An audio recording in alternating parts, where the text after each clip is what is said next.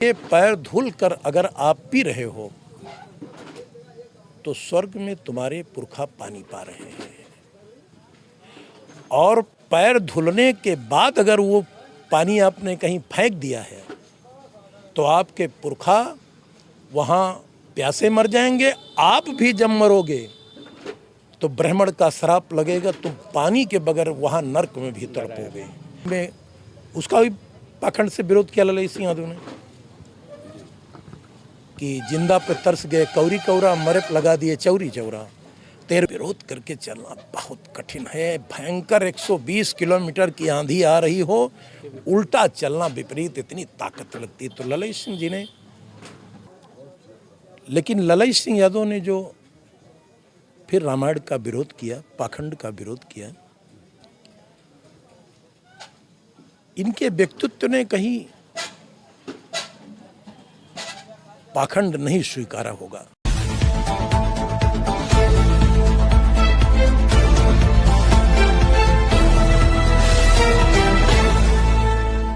बात तो ये है कि हमारे बीच में जो है स्वामी रामकरण जी, जो स्वामी रामकरण यादव जो कथावाचक हैं, और यादव बिरादरी में कथावाचक होना बहुत बड़ी बात है। तो आप पेरियर ललई यादव के कार्यक्रम में आए, चूँकि बहुत अपोजिट है कथावाचक और पेरियार ललई यादव की रामायण, और रामायण और पेरियार ललई यादव की रामायण में बिल्कुल इतना अपोजिट है कि क्या बताना, हजम तो नहीं होता।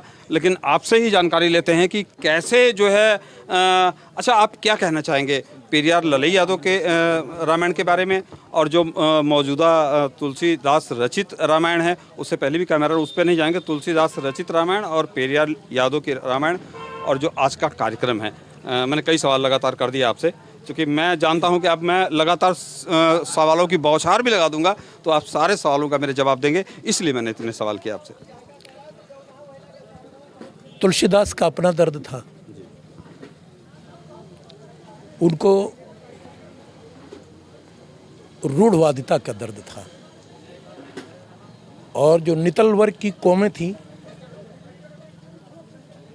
उनको हृदय से नहीं मानते थे, ऊपरी हिस्सा से मानते थे। लेकिन ललई सिंह यादव ने जो फिर रामायण का विरोध किया, पाखंड का विरोध किया, इनके व्यक्तित्व ने कहीं पाखंड नहीं स्वीकारा होगा। और देखिए, धर्म पर चलना बहुत सरल है, इतना सरल है कि जैसे कोई आदमी हवा के साथ जा रहा हो, और किसी चीज़ का विरोध करके चलना बहुत कठिन है। भयंकर 120 किलोमीटर की आंधी आ रही हो, उल्टा चलना विपरीत इतनी ताकत लगती है। तो ललई सिंह जी ने, आज जन्मदिन इनका इसीलिए मनाया जा रहा है, नहीं तमाम लोग मर गए, उनका कहाँ जन्मदिन मनाया जाता। घर के लोग नहीं करते, घर के लोग संपत्ति के चक्कर में पितरपक्ष में आज बुढ़िया विदाई हैं, कल बूढ़ा विदाई हैं, तो थोड़ा जिंदगी में उसका भी पाखंड से विरोध किया ललई सिंह यादव ने कि जिंदा पे तरस गए कौरी कौरा, मरे पे लगा दिए चौरी चौरा। 13वीं का उन्होंने विरोध किया।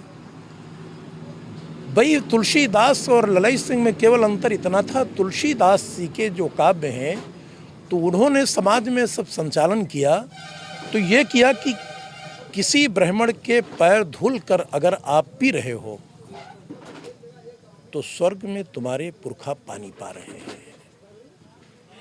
और पैर धुलने के बाद अगर वो पानी आपने कहीं फेंक दिया है तो आपके पुरखा वहाँ प्यासे मर जाएंगे। आप भी जब मरोगे तो ब्राह्मण का श्राप लगेगा, तुम पानी के बगैर वहाँ नरक में भी तड़पोगे। लेकिन ललई सिंह जी की जो रामायण थी, इन्होंने कहा कि माता पिता की सेवा कर लो, समाज की सेवा कर लो, मानो स्वयं एक भगवान है, उसके विषय में उसके नाक कान आँख मुंह देख लो, उसको उसकी माता पिता को प्रणाम कर लो, वो जितने दिन का आया है उसको स्वतंत्रता से जीने का अधिकार दे दो। बस इतना अंतर था कि ललई सिंह जी ने सबकी इंद्रियों को गुलामी से छुड़ाया, तुलसीदास जी ने एक गुलामियों से इंद्रियों को बांध दिया कि तुम इसी में बंधे रहो। लेकिन इस आदमी ने फंदा लगा के छुड़ा दिया। जो आदमी छूट कर भागना चाह रहा था, झुंड से छूट कर भाग गया। नमो बुद्धाय बोल पड़े। और बुद्ध जी धर्म के खिलाफ नहीं थे, लेकिन वो सच्चे धर्म के पक्ष में थे, आडंबर के खिलाफ थे। वो इस खिलाफ थे कि अगर किसी के पूछने पर गंगा मिलती होती तो रविदास की कठौती में गंगा न जाती, क्योंकि वो चमार जाति से बिलोंग करते थे। पाखंडवाद का ब्राह्मण रोकता कि वहां मत जाना, वो अछूत है। तो इस बात को लेकर के ललाई सिंह और तुलसीदास की यथार्थ रामायण में छेड़छाड़ थी। गुरु जी, बात बार बार आपका एक शब्द आ रहा है, धर्म। धर्म को लेके लोग भ्रमित हैं जी। मतलब कई तरह के देश में धर्म हुए हैं। एक तो हिंदू धर्म हो गया, एक सनातन धर्म हो गया, तमाम तरह के धर्म के, मानवता का धर्म, मतलब कौन सा धर्म है हमें आज तक ये नहीं समझ आ रहा है कि जनता कौन से धर्म को मानो। इतने धर्म हो गए, आप किस धर्म की बात करते हैं? अब मेरा अपना मानना है, ये बहुत बड़ा धरती लोक है, यही वैकुंठ लोक है। यहाँ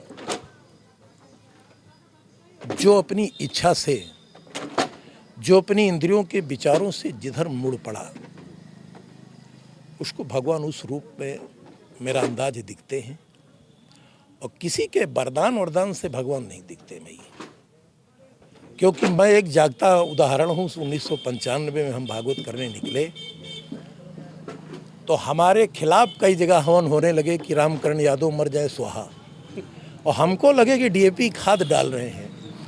और हमारा शरीर टैली कर लो, इस समय हम 58 साल के हैं, और 58 साल का कोई आदमी खड़ा कर लो हमारे बगल में, दोनों फोटो आप रिलीज कर दो कि ये आदमी स्पष्ट बोल रहा है, ये आदमी फंसा के बोल रहा है, दोनों की शक्ल टैली कर दी जाए और किसी लैब में चाहे चेक करवा लो, मेरी आत्मा बड़ी सफाई है।